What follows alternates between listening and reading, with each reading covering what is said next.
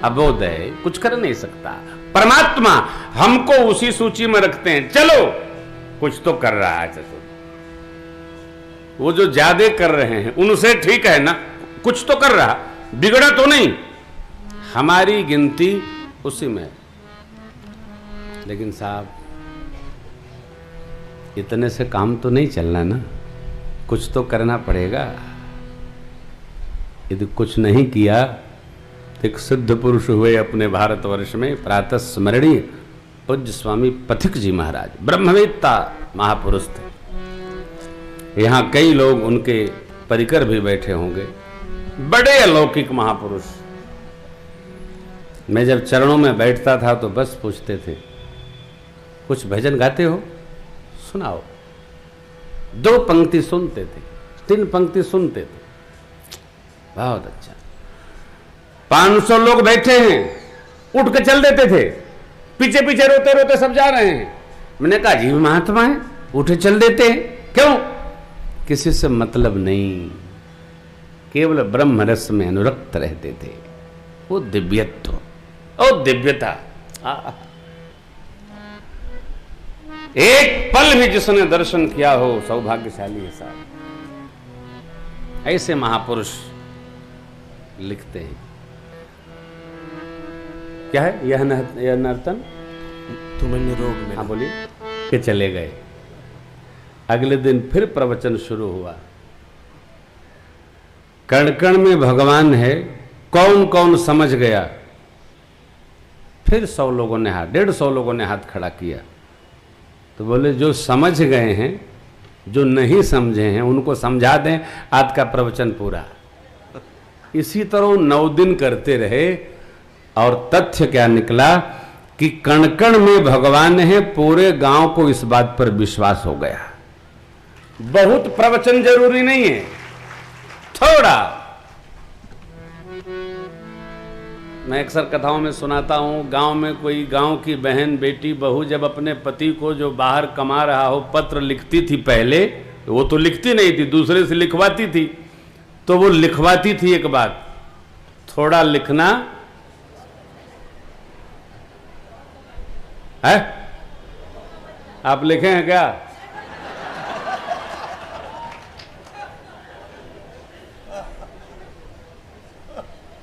थोड़ा लिखना और ज्यादा समझना।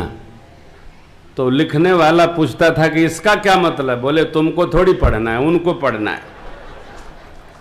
इसका मतलब यह हुआ कि कर्जा बहुत हो गया, पैसा भेज दिया। थोड़ा लिखना, ज्यादा समझना। अथवा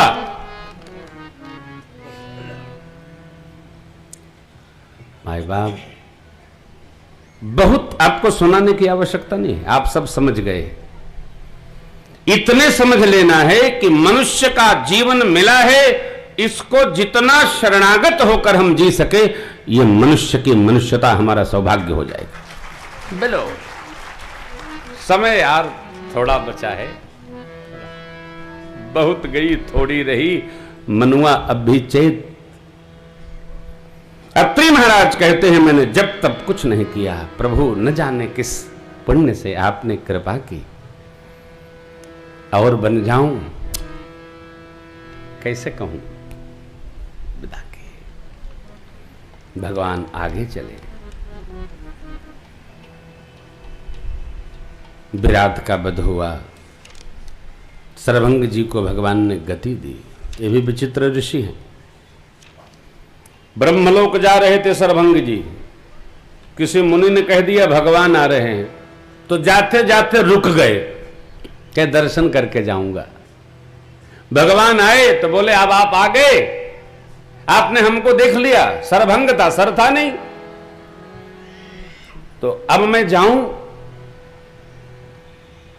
महाराज देखिए, ऋषि ने नहीं देखा, भगवान ने ऋषि को देख लिया। अपने हाथ से चिता सजाए भगवान के सामने, उसी में प्रवेश कर गए। 2 चीज से प्रेम नहीं करना है हो, चमड़ी से और दमड़ी से। ये चमड़ी भी जरेगी और दमड़ी तो जहां जाना है जैवे करेगी। दोनों काम नहीं आने वाले। फिर प्रेम किससे करना है? केवल परम तत्व परमार्थ से प्रेम करना। जितना परमार्थ कर ले जाएंगे हम, उतना ही हमारे लिए अगली बार का ट्रांसफर होगा। यहां का जो भी निर्माण है, निर्माण में नहीं आएगा। यहां का जो भी सामान है वो निर्माण में नहीं जाएगा। निर्माण मृत लोक के लिए है, परंतु हमारा परमार्थ यहां के लिए नहीं, निर्वाण के लिए है। भगवान ने कहा, जो परलोक तब इहां सुख चहु, सुन मम बचन हृदय दृढ़, सुलभ सुखद मार्ग यह भाई, भक्ति मोहि पुराण श्रुति गाय। मेरी भक्ति करो। मेरी भक्ति कैसे? संतन कर संगा, कथा प्रसंग में रति भाव, श्रेष्ठ की सेवा, सदगुरु की श्रद्धा निष्ठा, भगवन नाम गुणगान, मंत्र जब आगे प्रसंग को वंदन करेंगे। भगवान शरभंग जी को गति दिए, सुदक्षिण जी से प्रेम प्रवाह बढ़ाया। प्रभु ने अगस्त जी के साथ सत्संग किया। यह गरुण जी ने काकभूषुंडी जी महाराज से सुना, बाबा ने मैया को सुनाया। भगवान ने जैसे दंडक वन को पावन किया। जिस अनेक श्राप की कथाएं हैं गौतम आदि ऋषियों की, प्रसंग को स्मरण कर लीजिए। प्रभु नारद संवाद कही, मारुति मिलन दर्शन, पुन सुग्रीव मिताई, बाली प्राण करबन। भगवान पंचवटी में वास किए। जटायु जी से मैत्री होने के बाद गीधराज सो भेंट भई, बहुविधि प्रीति बढ़ाई, गोदावरी निकट प्रभु रहे पर्णगृह चाय। भगवान पर्णकुटी बनाकर गोदावरी गंगा के निकट वास करने लगे। लक्ष्मण जी ने भक्ति योग संबंध में 5 प्रश्न किया, भगवान ने उसका उत्तर दिया है। रावण के 4 सुरक्षा चक्र है।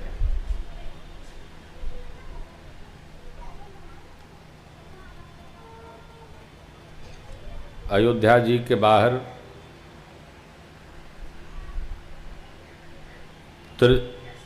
क्या उस ताड़का को लगा रखा है, और हर स्त्री सुरक्षा चक्र के पीछे जो देवी है, स्त्री है, सेना लगा रखा है।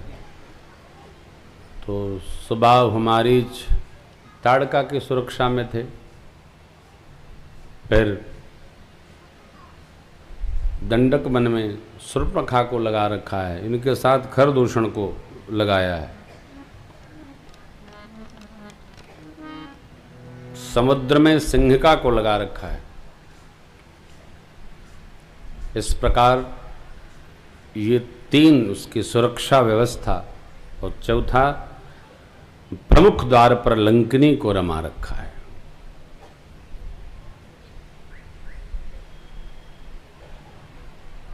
ये भगवान की साक्षात माया शक्ति है। साधक को साधना के क्रम में कंचन और कामनी 2 से सावधान रहना पड़ता है। भगवान श्री हरि की प्रत्यक्ष माया, ये दोनों है। कामनी और कंचन ये भगवान की माया शक्तियां हैं। इसमें एक में भी जीव रमा, साधक रमा, तो वो परमार्थ में प्रविष्टि नहीं कर सकता, गति नहीं पा सकता, उलझ के रह जाएगा। रावण इतना बुद्धिमान है, इसलिए वो स्त्रियों को लगा रखा है कि आदमी कहीं न कहीं तो उलझेगा ही। और ये मेरे सरकार देखते नहीं साहब, किसी को देखते नहीं। सुपर्णखा आई तो भगवान ने देखा नहीं। फिर बहुत प्रसंग है, लक्ष्मण जी के द्वारा नाक कान भंजन करा के उसके हाथ में दिया। करदूषण के पास गई, उनका वध हुआ। रावण के पास गई, रावण ने पूछा, कथा सुनाई। रावण मामा मारीच के पास गया, जैसे बातचीत हुई मारीच को तैयार किया। पहले तो मारीच ने मना किया, वो बड़े वीर हैं, उनसे विरोध करके पूरा नहीं पाओगे, बहुत कष्ट होगा, मारे और जाओगे और प्राण ले लेंगे वो। मैं गया था यज्ञ विध्वंस करने, एक बिना फर के सर मारा, सांवला वाला वो बालक, मैं 100 योजन पार आके गिरा हूँ। अब गए तो बस खैर नहीं, मार डालेंगे। रावण बोला, जाओगे तो वो मारेंगे मामा जी, नहीं जाओगे तो हम मारेंगे। मरना तो वही है, उभय भांत देखा निज मरना, तब ताकिस रघुनायक सब।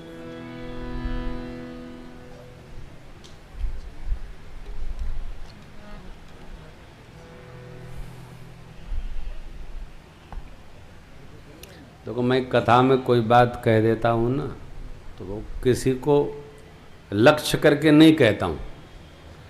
अब वो लक्ष्य में चला जाता है तो आनी मानी दोष बुढ़िया माई का भरोस, फिर हमारा दोष नहीं। अब हम क्या करें, कथा में भाव आया हमने कह दिया, परंतु उसका अर्थ किसी के दिल को दुखाना नहीं। कई बार बात कही जाती है और समझने वाला अपने बारे में समझ लेता है। बात वह नहीं है जो कही जा रही है, जो समझी जा रही है बात का अर्थ वो होता है। परंतु मेरा ये निवेदन है आपसे कि आप बात के परिप्रेक्ष्य में जो दिव्यता है उसको क्यों नहीं समझ रहे हैं, वो अपने बारे में ही क्यों समझने लगते। कल कोई भैया के परिवार के फूफा जी बोले, आपने तो 9 दिन खूब हमको सजाया है। अरे भाई, हमारे कथा के मस्त कलंदर हैं,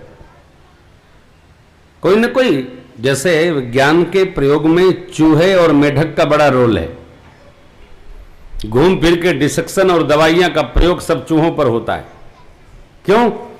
मानव से उसका कुछ स्वरूप मिलता है अंगों के बारे में, अथवा तो वानर पर होता है, वानर भी लगभग मिलता है।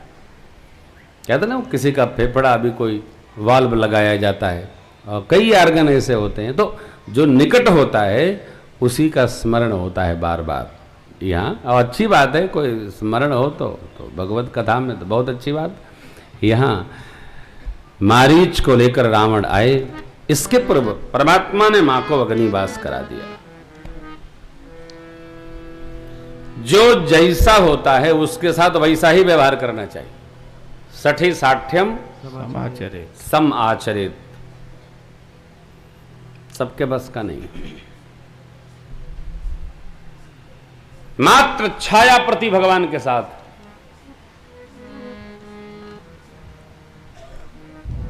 रावण आया मारीच को लेकर, सोने का मृग बन गया, उछलने लगा। जब सोने का मृग बनेगा तो उछलेगा नहीं, खड़ा रहेगा। माया की सीता मैया को लग रहा है मृग सोने का है, भगवान देख रहे हैं मारीच उछल रहा है। क्यों? माया राम जी को व्याप्ति नहीं साहब, भगवान को माया व्याप्ति नहीं। मदारी को जमूरे का नाटक नहीं व्यापता, वो जो दिखता है उसको व्यापता है। मायापति राम को उनकी माया नहीं व्यापती। बनी तब मारीच कपट मृग भयो, तेहि बन निकट दशानन गयो। तब मारीच बना। और आप जानते हैं निमित्त बनाया गया और फिर रावण भिक्षा के बहाने आया, मां का हरण करके ले गया। वस्तुतः रावण अपना मंगल चाहता है। दुनिया में बहुत पापों की सूची है, 28 पाप तो भरत भैया ने गिनाए, उसके बाद उप पाप हैं श्री अयोध्या कांड में, जिसका मैंने स्मरण नहीं किया। क्या चर्चा करना, आप जानते ही हैं कुछ तो। कल काल में साच बराबर तप नहीं कहा गया और झूठ के बराबर पाप नहीं, कबीर बाबा ने कहा। यदि झूठ पाप है तो झूठ से बचना चाहिए, अकारण भी नहीं बोलना। मैं तो कहता हूं टेलीफोन पर भी झूठ नहीं बोलना चाहिए। बाथरूम में, दिन भर बाथरूम में रहते हैं, एक झूठ का भी परिणाम होता है, वो भुगतना पड़ता है साहब, नहीं बोलना अकारण क्यों? गौ रक्षा के लिए बोला जा सकता है, किसी जीव की हत्या हो रही हो, हां जान बच जाए, झूठ। कोई कन्या है किसी श्रेष्ठ परिवार में जाके सुखी हो जाए, उसके लिए 2-4% झूठ बोलना हो, चलो ठीक है। तीर्थ किसी को ले जाना है, कोई कारण से झूठ बोलना पड़े, हाँ हाँ वो बुलाए थे आपको, वो मिलेंगे वहां, पता चला वो तो वही भी नहीं किए, तो ये झूठ पाप नहीं है। वो जो पाप आएगा वो पुण्य में बदल जाएगा। किसी का मंगल हो रहा हो तो एक असत्य भी बोल देना, उसके परमार्थ सिद्धि के लिए उसका जो फल आएगा उसके भोगने में भी दोष नहीं है। फिर भी अकारण के असत्य संभाषण से साधक को बचना चाहिए, नहीं बोलना। रावण अपना कल्याण चाहता है, बोला है ना, सुररंजन भंजन महिभारा, जो भगवंत लीनी अवतारा, तो मैं जाय बैरु हट करऊं, प्रभु सर प्राण तजे भव धरऊं। भजन नहीं हो सकता मेरे से, अस्तुमा का हरण किया।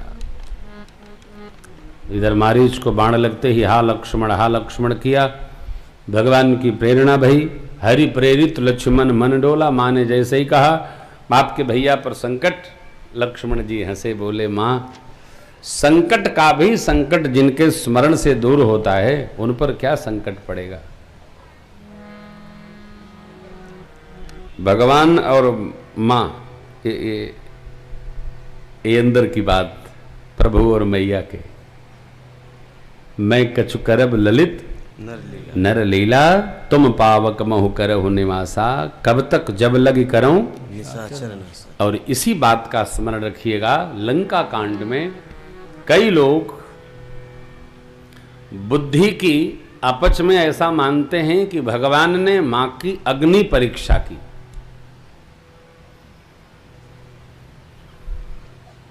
अग्नि परीक्षा क्यों करेंगे?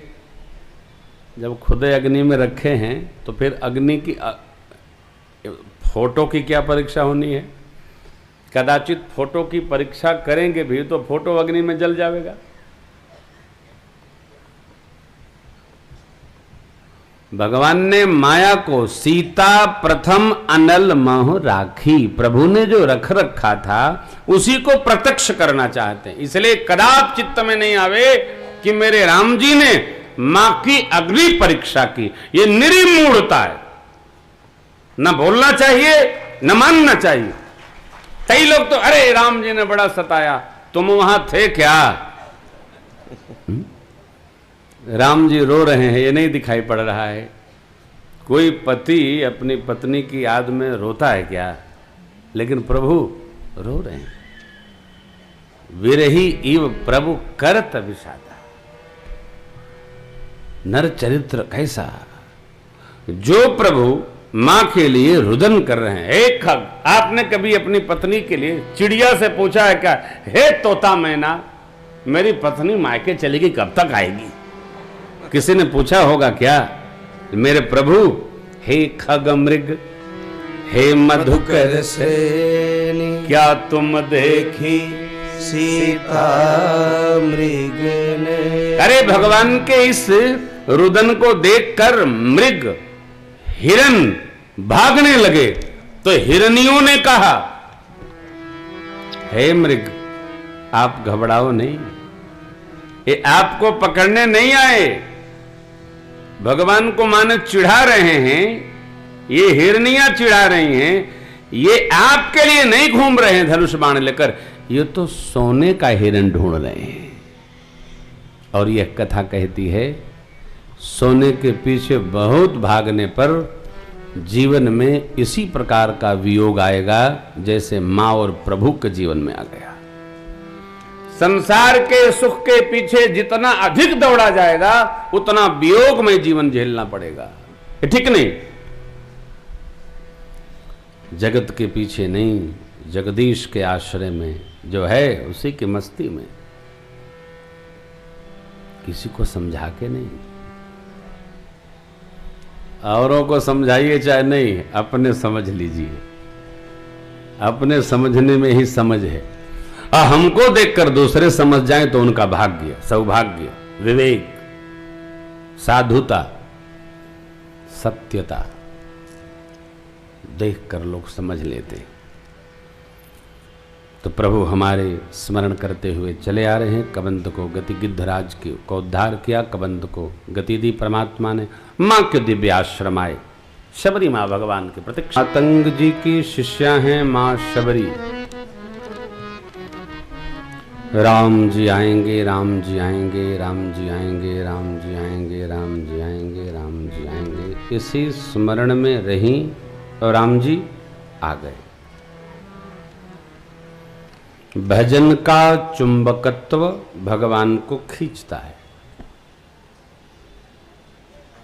कथा में हम लोग क्यों आते हैं? भगवान की कथा का जो चुंबकत्व है वो हमको खींचता है, तब हम घर से आते हैं। भगवत कथा का चुंबकत्व न खींचता, कोई आता, कोई दिल्ली से आता, नहीं आता है, कोई कलकत्ता से आता, कोई आता ही नहीं। भगवान के भजन का जो प्रताप है वो हमको घर में बैठने नहीं देता, वो खींच लेता है।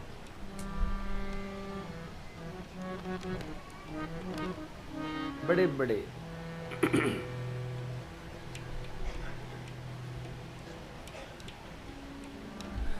कथा का ये प्रताप है। जब मेरे भगवान ने त्रेता में और द्वापर में अवतार लिया होगा तब क्या स्थिति रही होगी? तो बस अयोध्या जी और मथुरा में, गोकुल में भगवान ने, जब भगवान की कथा का ऐसा आकर्षण है तो भगवान ने भक्तों का आकर्षण धाम में कर दिया, खींचता है। भगवत तत्व का जो ग्रेविटेशन पावर होता है, गुरुत्वाकर्षण शक्ति, वो खींचती है हमको, आपको। जैसे कोई बुरा नहीं लगाएगा, नशेड़ी आदमी घर में बैठा हो और उसको नशे का सुरूर चढ़ जाए, कितनों उसको मालपुआ खीर खिलाओ, दरवाजा बंद रखो, तो खिड़की से फांद करके वो चला जाएगा। कहां? जहां नशा मिलता होगा, रुक नहीं सकता हो। आप चाहे जो कह दो, चाहे जो कर दो, पहुंचेगा जरूर। क्यों? उसको नशे का जो आकर्षण है वो खींचता है, रह नहीं सकता, भड़बड़ा जाएगा। आजकल वो कौन दवा चली है जो सफेद सफेद होती है, क्या बोलते हैं, दुश्मन भी न खाए बेचारा, एक बार खा लेना तो जिंदगी खत्म। नशा कोई भी लग जाए, विषय रूपी नशा जिस प्रकार जीव को आकर्षित करता है, उसी प्रकार भगवान के भजन रूपी अर्थात भगवत भजन रूपी नशा जीव को भजन में आकर्षित करता है। और जो जितना पुण्यशाली होगा वो यहां आके डट जाएगा साहब। अब देखिए, कार्तिक मास में, चैत्र मास में, तीर्थराज में, माघ मास में कोई नहीं बुलाता, सब लोग अपने आप प्रताप से खिंचते खिंचते चले जाते। यज्ञ में कोई बुलाता है क्या? अपने आप लोग पहुंच जाते हैं। हनुमान जी को कोई बुलाता है? आजकल नए नए भगवान इजाद हो गए, नए नए भगवान का इजाद हुआ है, नवीन नवीन भगवान बन गए।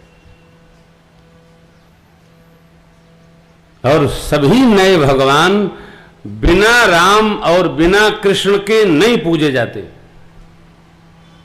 जो नए भगवान बनाए जाते हैं उनमें या तो राम लिखा जाएगा अथवा कृष्ण लिखा जाएगा, इसके बिना कोई वहां आने वाला क्यों? भगवान राम, भगवान कृष्ण, ये तो भगवान हैं। जो नए भगवान बनाने पड़ेंगे उसमें ये भगवान लगाया जाएगा कि अब राम कृष्ण का ये अवतार, दिस इज न्यू एडिशन। और वहां भंडारा चलाना पड़ता है, नए भगवान के यहां भंडारा खोलना पड़ता है, कपड़ा बांटना पड़ता है, टॉफी बांटनी पड़ती है, पैसा बांटना पड़ता है। क्यों? जिससे भीड़ लगे, भीड़ लगे। अब अपना देश तो हिंदुस्तान भेड़िया धसान, जहां भीड़ लगी ऐ चकाचक, ये नए भगवान। क्यों? अब ये पुराने हो गए, अब नए भगवान। ध्यान रखियो, नए भगवान ये 50 साल तक चलते हैं सनातन धर्म में, उसके बाद वही पुराने वाले भगवान फिर आ जाते हैं। श्री हनुमान जी के मंदिर में पहुंचने के लिए मिठाई प्रसाद नहीं बांटनी पड़ती, तब वो धक्का धुक्की रहता है। श्री सीताराम जी के दरबार में बांके बिहारी सरकार के यहां जाने के लिए प्रचार की जरूरत नहीं है, जाना ही पड़ेगा। लोग जाते ही हैं, रोको तब वो नहीं मानते हैं। चित्रकूट, मथुरा, वृंदावन, अयोध्या की परिक्रमा लगाए बिना। क्यों? भजन का आकर्षण, प्रताप का आकर्षण। इसलिए मेरी आपसे प्रार्थना है, पुराना चावल महंगा होता है, नया चावल सस्ता होता है। एडिशन में एडिशन न लगाई। अब पुराने भगवान जो चले आ रहे हैं 100 साल पहले, अभी किसी कथा में, चेन्नई कथा में मैं कह रहा था, किसी ने पूछा महाराज हमने एक नया देवता बनाया है, इस पर आप कुछ कहिए। तो हमने कहा अभी तो हम लोग 33 करोड़ से परेशान हैं, तो एक नया क्यों आपने बना लिया सरकार, एक और आफत खड़ा कर दिया आपने। ये मत करिए, जो भगवान हैं उन्हीं का स्मरण करिए। वही शबरी मां ने किया, राम जी आएंगे, राम जी आएंगे, राम जी आएंगे, बस। और देखा एक दिन मां ने शबरी देखी, राम गृह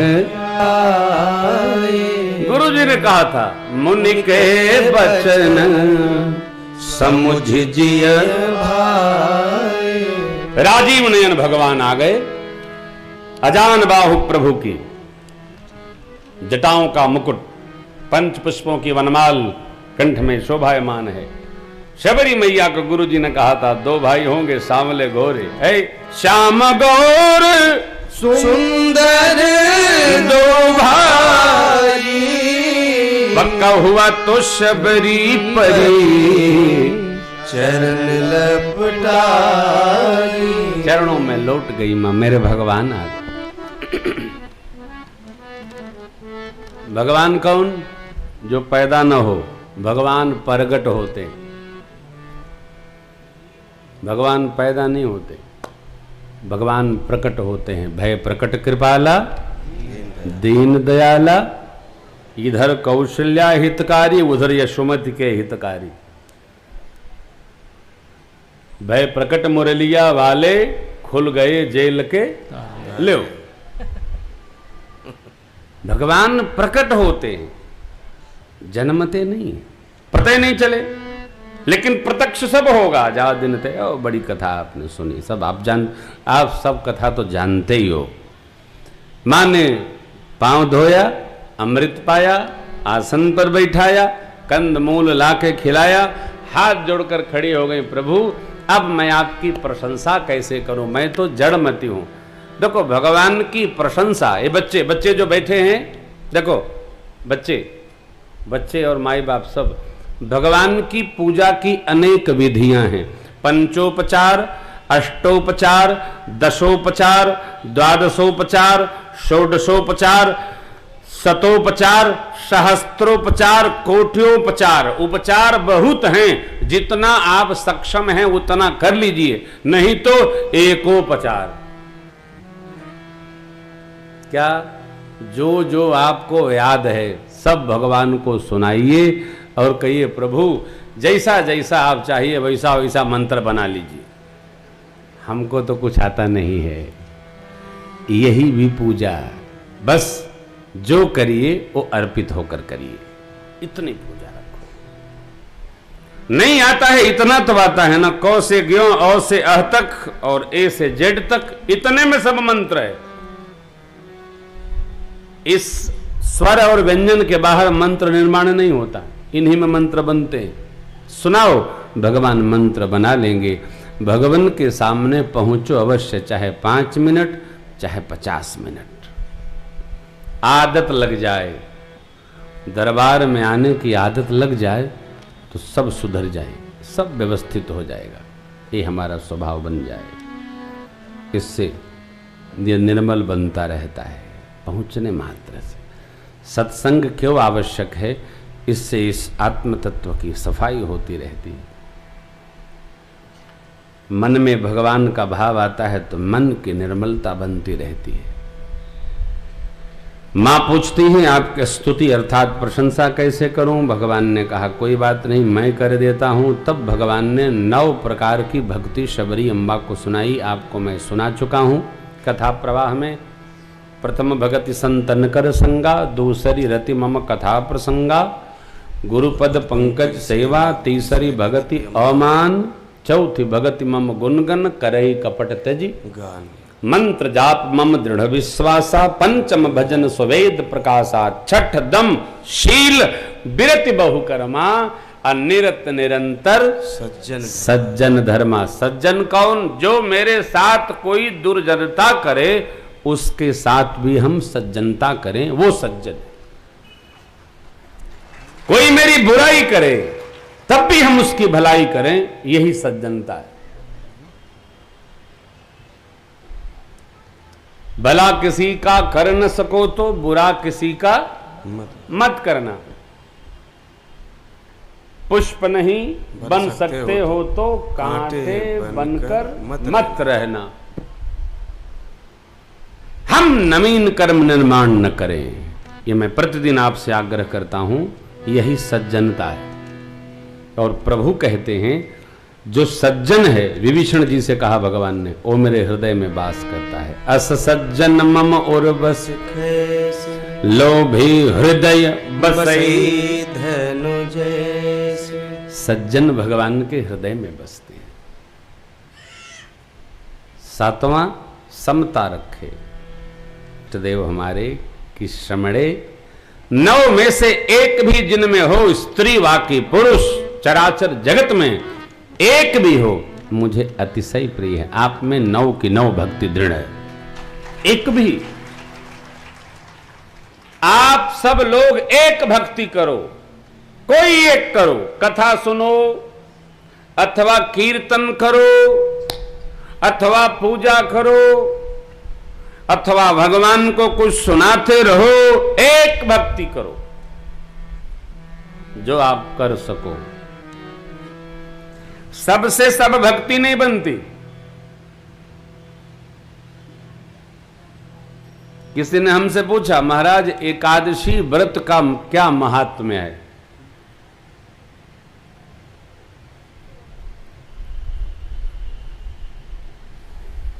पूछने वाला तो चला गया, तो किसको बताएं? आप सबको बता देते हैं।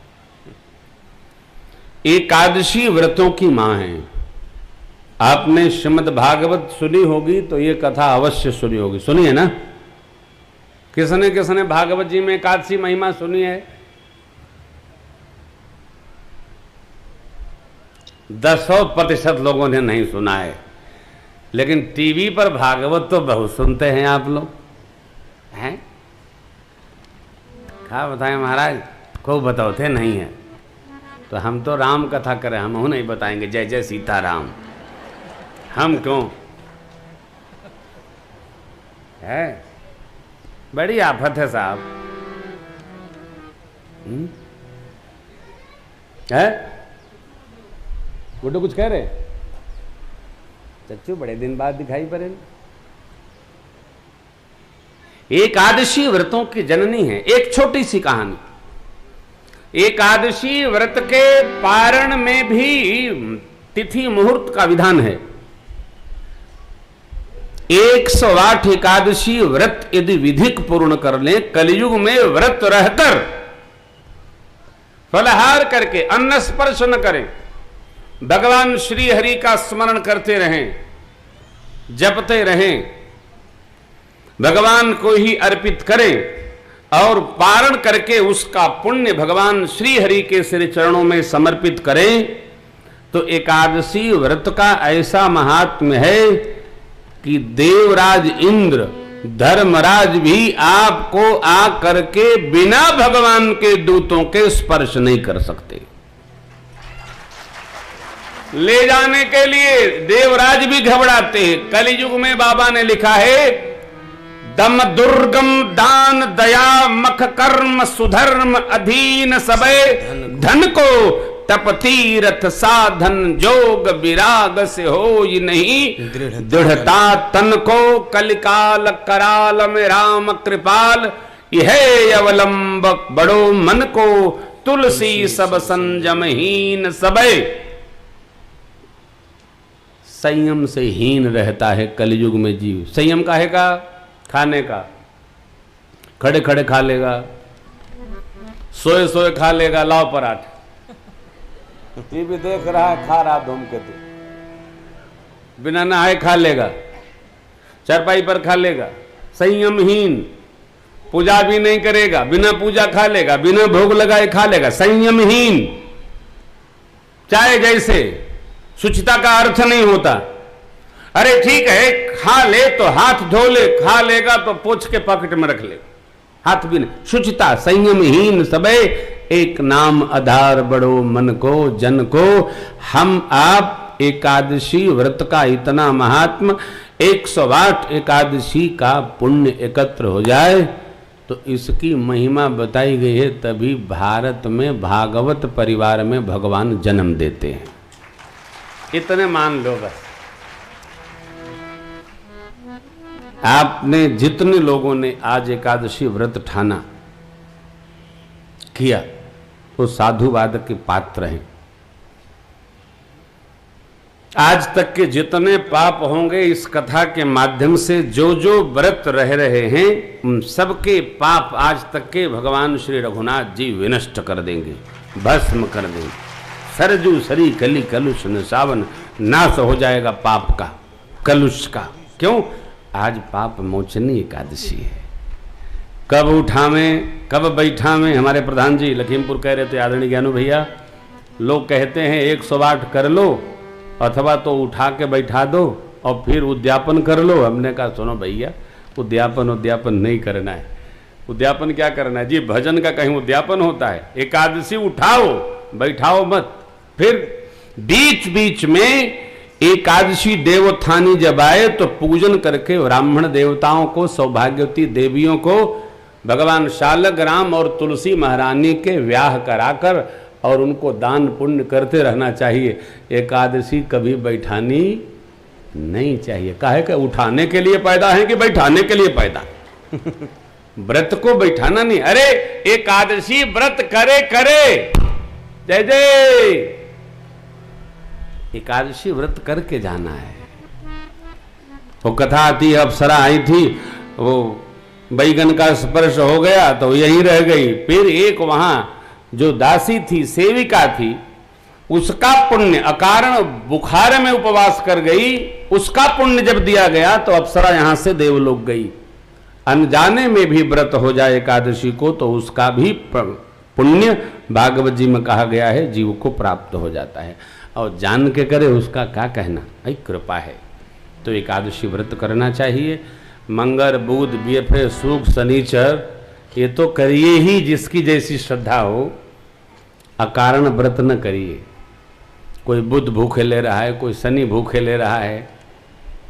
हाँ, स्वास्थ्य के लिए रविवार का व्रत है। सूर्य भगवान की उपासना और रविवार व्रत स्वास्थ्य के लिए। पति के सौभाग्य वर्धन के लिए भगवान श्रीहरि और मां लक्ष्मी, महालक्ष्मी का व्रत है। आपने सुना होगा माताएं व्रत रहती हैं गुरुवार व्रत। कई तो जो पुरुष अपने को माता समझते हैं वो भी रहते हैं।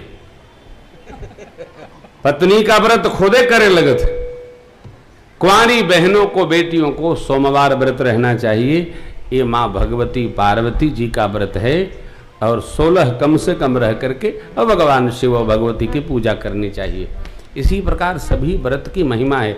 विद्यावर्धन है तो बुधवार को गणपति भगवान की सेवा करनी चाहिए, स्तोत्र का पारायण करना चाहिए। सब कुछ वैज्ञानिक है। लोग इस अध्यात्म में भी विज्ञान ढूंढते हैं। विज्ञान अभी बच्चा है। विज्ञान विकास के साथ विनाश खड़ा हो गया, उसका समापन नहीं कर सकता है। अध्यात्म विनाश नहीं, केवल जीव के लौकिक पारलौकिक आध्यात्मिक विकास का ही चिंतन करता है। यहाँ विनाश है ही नहीं। केवल विकास है, चित्त का विकास, चाव का विकास, भगवान के भाव का विकास, भक्त के जीवन की ऊर्ध्व गति आध्यात्म तय करता है, अधोगति नहीं, ऊर्ध्व गति। तो भगवान ने मां से पूछा, आप सीता जी का पता बताओ।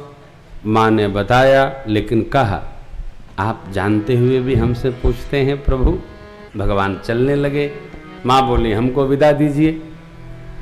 भगवान देखते रहे। शबरी मां भगवान में ही श्री चरणों में प्रवेश कर गई। बाबा का निर्णय है, चौथा निर्णय, जाति हीन अघ जन्म मही मुक्त की महामंद मन सुख चहसी ऐसे प्रभु ही विसारी बधिक बंध सबरि गति दे बहुरी बिरह बरनत रघुबीर देह विधि गए सरोवर। पंपासर भेजा है माने गए। प्रभु नारद जी का संवाद हुआ, ये सुनाया। आगे की कथा किष्किंधा कांड में प्रवेश करती। जाएं तो जाएं कहां। जब ये स्थिति आए, जाएं तो जाएं कहां, तो चुपचाप भगवान के कक्ष में बैठ जाना चाहिए और भगवान के ऊपर छोड़ देना चाहिए। अब भगवान जो कहें वैसा करना चाहिए, लेकिन वो सबसे कहते भी नहीं है। जो आश्रय में रहता है उसी से कहते। जाएं तो जाएं कहां। जब हमारी स्थिति किष्किंधा का ही अर्थ हुआ, जाएं तो जाएं कहां, किधर जाएं। जब साधक इस अवस्था में आता है, तब श्री हनुमान जी उसका मार्गदर्शन करने के लिए आ जाते। भगवान जैसे इस अवस्था में आए, मेरे हनुमान जी महाराज पधार गए। इसलिए प्रभु नारद संवाद कही, अब मारुति मिलन प्रसंग। श्री हनुमान जी निमित्त बन गए। पुण्य सुग्रीव मितागी बाली प्राण कर भंग। श्री हनुमान जी लेकर चले प्रभु और भैया को, सुग्रीव जैसे अग्नि साक्षी करके मैत्री कराई।